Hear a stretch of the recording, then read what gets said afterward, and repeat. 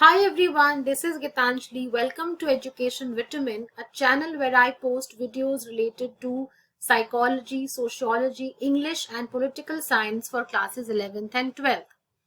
So in this series, we have already covered the sociology syllabus और अब हम जिस subject को लेने वाले हैं that is English. As you all know, 13th is your English exam. So 13th of May को आपका इंग्लिश का पेपर है. So here I am with a very useful video जिसमें कि मैं आपको पूरा सिलेबस एक बार क्विकली रिवाइज करा दूंगी कि क्या क्या टॉपिक्स आपके सिलेबस में आने वाले हैं, कितनी वेटेज है हर एक सेक्शन की, and then I am going to take you through the sample paper which was officially released by the CBSE for English core class 12. So without any delay let's start.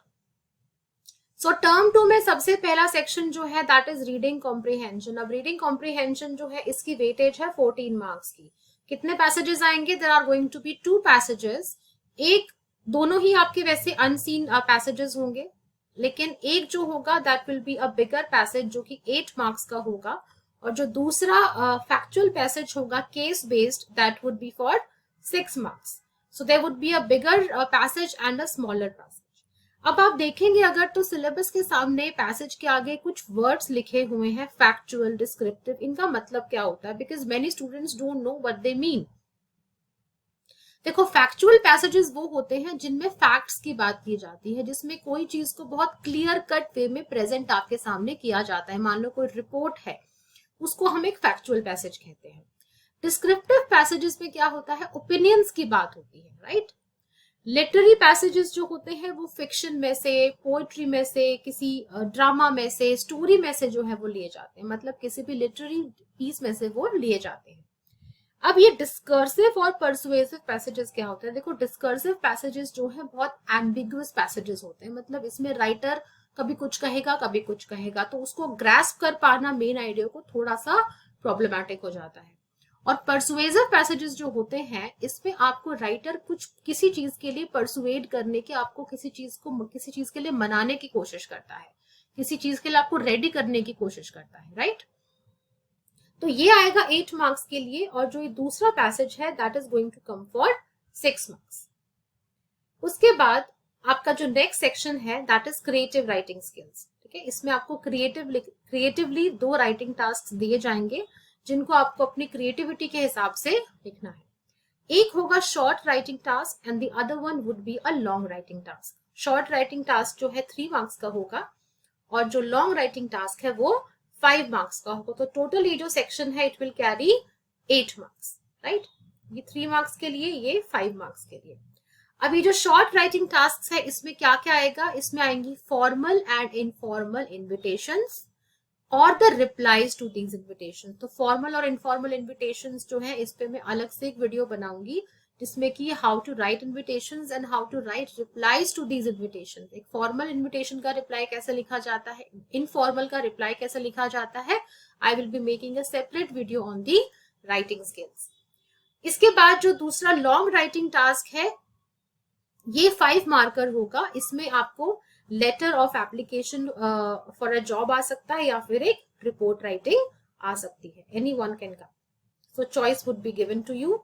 Then comes the literature section जिसमें कि आपकी जो 2 books हैं flamingo and Vistas, उस पे based questions आएंगे. अब ये जो क्वेश्चंस है they can be based on extracts. मतलब आपकी ही उस स्टोरी में से किसी पैराग्राफ को एज एन एक्सट्रैक्ट यूज करके उस पे बेस्ड क्वेश्चन हो सकते हैं. टू असेस योर कॉम्प्रिहेंशन, आप कितना क्लियरली चीजों को समझते हैं उसको असेस करने के लिए. Appreciation, analysis, inference and extrapolation.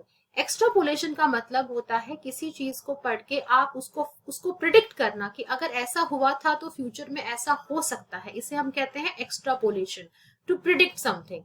तो इन सारी स्किल्स को ये सेक्शन आपकी टेस्ट करेगा. अब अगर फ्लेमिंगो की बात करें तो इसमें से चैप्टर्स जो है, जो प्रोज सेक्शन है उसमें the rat trap and Indigo are coming. Flamingo की अगर हम वेटेज की बात करें तो it is coming for 11 marks. ठीक है, टोटल. तो फ्लेमिंगो में से prose and poetry total 11 marks की आने वाली है. प्रोज में से 2 चैप्टर्स आएंगे, rat trap and Indigo, and poetry में से there are 2 poems which are coming, a thing of beauty and aunt Jennifer's tigers. अगर हम विस्टास की बात करें, Vistas is carrying a total weightage of 7 marks. ठीक है। फ्लेमिंगो की टोटल वेटेज है 11 मार्क्स की, विस्टाज इज फॉर 7 मार्क्स। इसमें से जो है ये प्रो सेक्शन में से आएंगे 3 चैप्टर्स आपके, should wizard hit mommy, on the face of it and Evans tries and O level, right.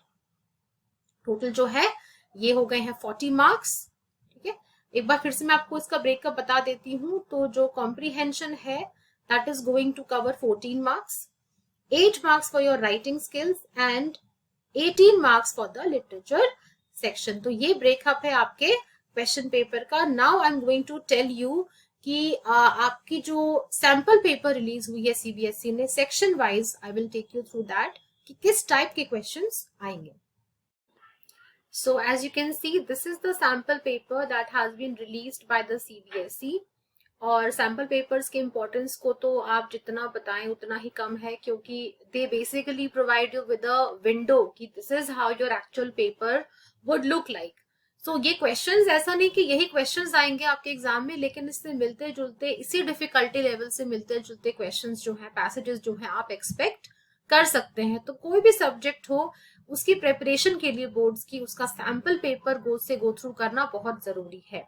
सो एक बार फटाफट देख लेते हैं सैंपल पेपर को। So it says term 2 sample question paper English core class 12, right. The time is 2 hours as you all know and the maximum marks that it carries is 40 marks. General instructions दिए हुए हैं that the question paper contains 3 sections which are reading, writing and literature. And you have to attempt the questions based on specific instructions for each part. तो हर एक part से पहले आपको instructions दिए गए हैं, उनको फॉलो करके ही आपको जो है उनको अटेम्प्ट करना है उस पर्टिकुलर सेक्शन को। तो सबसे पहला जो सेक्शन है, जैसे मैंने आपको अभी बताया, it is a reading section which is carrying a total of 14 marks. इसमें 2 पैसेजेस हैं, एक बड़ा पैसेज है और एक स्मॉलर पैसेज है। The bigger passage which you can see on the screen right now carries a total of 8 marks and the smaller one would carry a total of 6 marks. तो ये passage है, आप इसको video को pause करके इसका जो है एक स्क्रीनशॉट भी ले सकते हैं as I scroll down, so you can attempt it later on. इसके जो क्वेश्चंस हैं, ऑफ कोर्स मैं इसके क्वेश्चन आंसर्स भी आपके साथ इन आंसर्स को भी डिस्कस करूंगी through the marking scheme, right. Now let us come to the questions. It says based on your understanding of the passage, answer any 8 questions. So this is what you have to understand. Sample paper इसीलिए helpful होता है क्योंकि आपको ये पता लगता है कि किस पोर्शन में कितनी चॉइसेस आपके पास अवेलेबल होंगी, कितने क्वेश्चंस आपको करने होंगे। तो देखिए, फर्स्ट पैसेज कैरीज 8 मार्क्स। तो यहाँ पर टोटल आपको दिए हुए हैं how many questions? 9 questions. You can see last is the 9th part. तो 9 में से कोई भी 8 पार्ट्स को आपको आंसर करना है। You here you have a choice and every answer would carry 1 mark, so 1 into 8 equals 8. So this is going to be the weightage of all the questions. ठीक है, इसका भी आप एक स्क्रीनशॉट ले लीजिए। This can and later on you can attempt these questions on your own and then you can tally your answers from the marking scheme. ये एक प्रैक्टिस पेपर की तरह भी सर्व करेगा आपको। Then comes another factual passage जो कि case study होता है. It carries a total of 6 marks. You can see the passage here. It's a smaller passage, smaller in length. ठीक है, and इसके अलावा आप देख सकते हैं इसमें एक चार्ट भी एक हिस्टोग्राम की फॉर्म में दिया हुआ है। सो डेटा एनालिसिस बेस्ड क्वेश्चंस भी आप कंप्लीटली एक्सपेक्ट कर सकते हैं अपने पेपर में। Now based on your understanding, यहाँ पे you have to answer any 6 of the questions. ठीक है, कोई भी 6 out of the 7 questions which are given here को आपको करने हैं। तो 1, 2 and 3 आप करेंगे 1, 2, 3 में से। उसके बाद 4 and 5 are for visually impaired candidates and then 5, 6, 7 में से जो है, इन टोटल 7 questions में से कोई भी 6 questions जो है आपको, तो हर एक क्वेश्चन के साथ जो है एक ऑप्शन दिया हुआ है। Specially in question 3 and question number 4 you have a choice for those who are visually impaired. तो जो विजुअली इम्पेयर्ड नहीं है उनके लिए ये वाला क्वेश्चन है और this one, right, the other one is for the visually impaired candidates. So out of these 7 questions you have to attempt any 6 and 6 into 1 again, 1 mark for each correct answer would fetch you 6 marks. ये तो हो गई comprehension की बात। Now, एक और बहुत important video इसके बाद आने वाली है, जिसमें कि कई बार हम क्या करते हैं, पैसेज को पढ़ के आंसर्स तो लिख देते हैं और हमें लगता है कि whatever we have written is correct, फिर हमारे मार्क्स क्यों नहीं आते इंग्लिश में। There are many subtle mistakes that students do, जिसकी वजह से उनके कॉम्प्रिहेंशन में मार्क्स कटते हैं।